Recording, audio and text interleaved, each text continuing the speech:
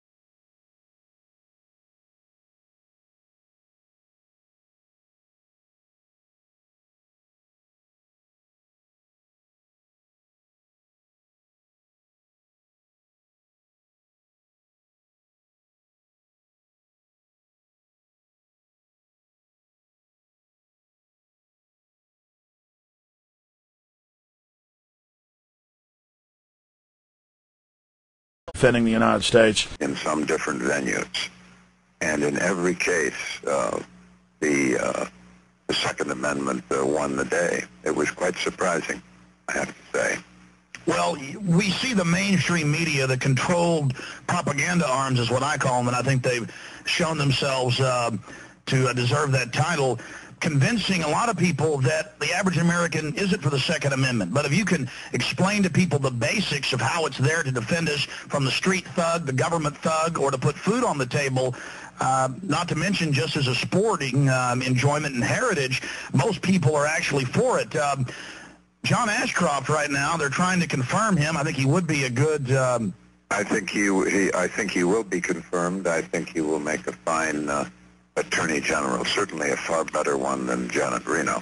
But absolutely, that wouldn't be too hard to do. But Mr. Kennedy, who I really don't think has any room to talk, with all the skeletons in his closet, began to attack. There's no one in the U.S. Senate that has more skeletons in his closet than Kennedy. He should be ashamed of himself. He really should. I worked for his older brother.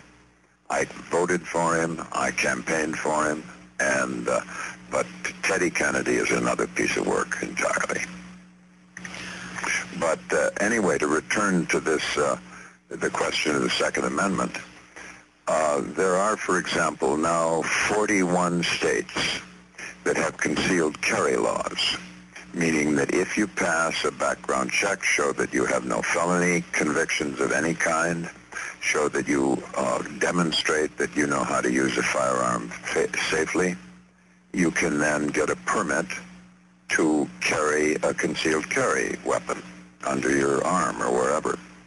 And that's something I don't want to do because I don't fear I've used too many pistols in too many movies. They're kind of heavy to carry. But anyway, the point is that in every one of the 42 states where there is concealed carry laws, one, the murder rate, the crime rate, two, never mind the murder rate, the crime rate has dropped significantly in every one of those states.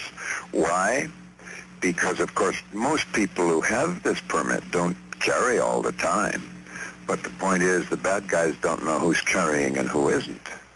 So that is, of course, you don't need to have to carry then.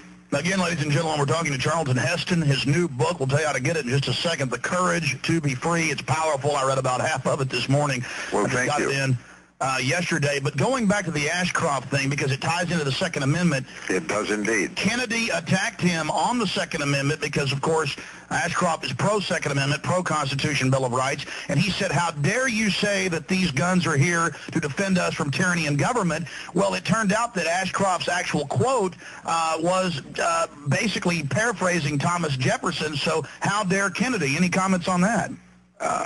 You know, I have to say, much as I admired his big brother, I think Teddy Kennedy is one of the worst members of the U.S. Senate. You know what? Tomorrow I'm going to air all 20 minutes of the interview on a weekday show. You'll be able to hear it there. This is nowhere on the web. This interview is forgotten, lost. It has now been found. I dug through heaps of CDs and things angrily today at the office and found it. Now, remember, Ashcroft hadn't been confirmed. Bush wasn't even in office yet. Remember, Bush officially got into office January 22nd. This is 4 days before Bush got in. We had, to show I've been fair, I was thinking, you know, Ashcroft talked about Clinton spying on people without warrants, how evil he was, how the Second Amendment was absolute. And then he got in there, and now Bush has tried to pass gun bills. So kind of embarrassing me, and in hindsight, after how bad Ashcroft turned out to be. But I tried to give Bush benefit of the doubt, and it turned out very, very bad indeed. But we get into a bunch of other police state New World Order issues in the 15 minutes or so that you haven't heard. And we'll also be posting that on YouTube in the next few days in its entirety with some images. It'll be up on Infowars.com and PrisonPlanet.com. Sorry to all the callers. Next weekend I'll take more calls, I promise. I did the last few weeks, but today we just had too much news. And look, to everybody out there, there are just a few thousand global elitists. They are trying to keep us all at each other's throats, divide and conquer so they can control us. And I'm begging everybody out there, whether you're black, white, Hispanic, Asian, it doesn't matter, big foundations, big money, in the name of multiculturalism are actually trying to turn us against each other so that we can basically fight with each other so the elite can rule over us. Let's stop that today, and let's keep the United States